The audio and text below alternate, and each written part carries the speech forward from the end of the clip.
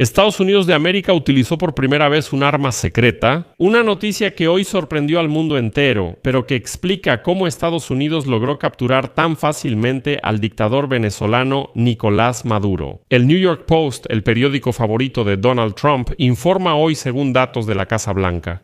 Durante la operación militar en Venezuela, el 3 de enero Estados Unidos utilizó un arma secreta poderosa que permitió neutralizar tanto a los militares como al equipo militar del lado venezolano. Supuestamente, uno de los miembros de la seguridad del presidente de Venezuela, Nicolás Maduro, contó que fueron paralizados por algún tipo de arma sónica y simplemente no pudieron resistir a los comandos estadounidenses. Primero aparecieron drones desconocidos sobre Caracas que interfirieron las radios y comunicaciones de los militares venezolanos, tras lo cual helicópteros militares estadounidenses ingresaron tranquilamente al espacio aéreo de Caracas. Y en ese momento, la seguridad de Nicolás Maduro ya había sido afectada por un arma desconocida y no podía oponer resistencia física. Por supuesto, también circulaba la versión de que en realidad la Casa Blanca simplemente sobornó a todos en el círculo cercano de Maduro. Pero más tarde, el ministro de Defensa de Venezuela, Vladimir Padrino López, declaró que los militares de la Guardia de Maduro aceptaron el combate y en su mayoría fueron asesinados. Además, hay evidencia de que fuerzas del ejército fueron trasladadas al centro de Caracas y que las pistas del aeropuerto fueron bloqueadas. Los militares venezolanos intentaron resistir, pero sin éxito. Por eso, en este episodio vamos a analizar la nueva versión sobre el superarma de los Estados Unidos de América. Mi nombre es Alexei Pechi. Vamos a discutir este tema complejo, pero antes de comenzar, les pido que se suscriban a este canal, den like y dejen cualquier comentario debajo de este episodio. Esto ayuda muchísimo a promover el contenido en YouTube y les estaré muy agradecido por ello. Suscríbanse a mi canal de Telegram Pechi News, enlace en la descripción, ahí publicamos noticias de última hora apenas llegan. Entonces, el periódico New York Post publica hoy el testimonio de un testigo presencial de la captura de Nicolás Maduro, quien asegura que Estados Unidos utilizó un arma poderosa y misteriosa que prácticamente paralizó a los soldados venezolanos. Empezaron a sangrar por la nariz y algunos vomitaron sangre. Uno de los guardias de Nicolás Maduro contó cómo las fuerzas estadounidenses eliminaron a cientos de combatientes sin perder a un solo soldado, usando tecnologías que no se parecían a nada que él hubiera visto o escuchado antes. Y a continuación citaré textualmente las palabras de ese mismo guardia de la escolta cercana del presidente de Venezuela, Nicolás Maduro. Para simplificar, lo llamaré guardaespaldas. El entrevistador pregunta y el guardaespaldas responde. El día de la operación no escuchamos nada, aunque estábamos de guardia. De repente todos los radares se apagaron sin explicación.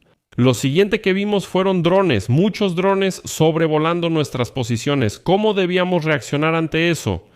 Entrevistador. ¿Qué ocurrió después? ¿Cómo fue el ataque principal, guardaespaldas? Tras la llegada de los drones, arribaron pocos helicópteros, creo que no más de 8. En el video conté 9. De ellos bajaron unos 20 soldados, tampoco eran muchos.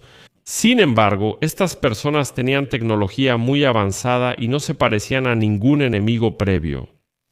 Entrevistador. Así empezó la batalla.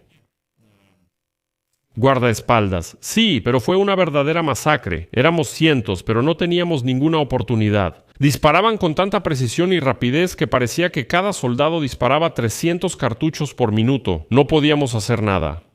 Entrevistador. ¿Sus armas no les ayudaron?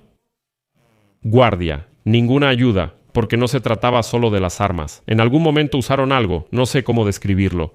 Parecía una onda sonora muy potente. De repente sentí que mi cabeza explotaba por dentro. A todos nos empezó a salir sangre de la nariz. Algunos vomitaban sangre, caímos al suelo y no podíamos movernos. Entrevistador. ¿Sus compañeros resistieron? Guardaespaldas. No, para nada. Esas 20 personas, sin bajas, mataron a cientos de nosotros. No podíamos resistir su tecnología ni sus armas.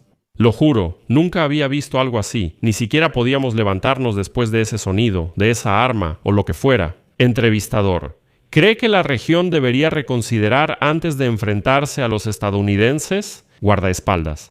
Sin duda, les advierto a todos los que creen que pueden pelear contra Estados Unidos. Ni siquiera se imaginan de lo que son capaces. Después de lo que vi, nunca más quiero estar del otro lado de la barricada. Es mejor no meterse con ellos. Entrevistador. Y ahora que Trump declaró que México está en esa lista, ¿cree que la situación en América Latina cambiará? Guardaespaldas. Claro, todos hablan de eso. Nadie quiere vivir lo que vivimos.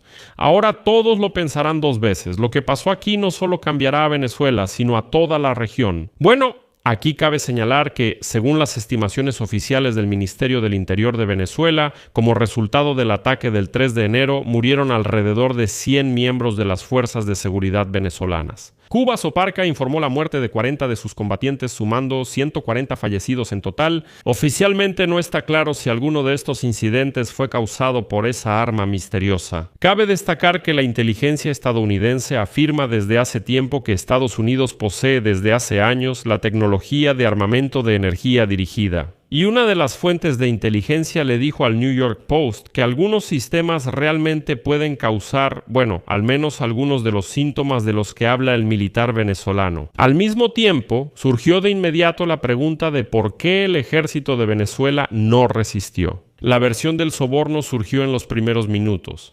Eso es lo más lógico. Se informó que la presidenta de Venezuela, Delcy Rodríguez, y su hermano habrían negociado en secreto con estadounidenses antes de la captura de Nicolás Maduro. Pero eso no cambia el hecho de que los militares venezolanos claramente intentaron poner en marcha un plan de defensa contra el desembarco estadounidense. En el aeropuerto y la base aérea cerca de Caracas bloquearon las pistas, sacaron aviones urgentemente y los pusieron en ellas para bloquearlas. Según el informe del ministro de Defensa de Venezuela, Vladimir Padrino López, los militares de la guardia de Nicolás Maduro entraron en combate y la mayoría de ellos fueron asesinados. Lograron alcanzar uno de los helicópteros y herir a varios miembros de las fuerzas especiales estadounidenses. Tras el ataque, en el centro de Caracas llegaron fuerzas del ejército y vehículos blindados. Comenzaron a trasladar reservas, pero para entonces la operación del ejército de Estados Unidos ya había finalizado. Destacan especialmente las acciones, o mejor dicho, la inacción, de la defensa antiaérea venezolana. Según los videos publicados, la defensa antiaérea de Caracas fue suprimida en los primeros minutos de la invasión, al igual que los sistemas de alerta temprana y detección de objetivos aéreos.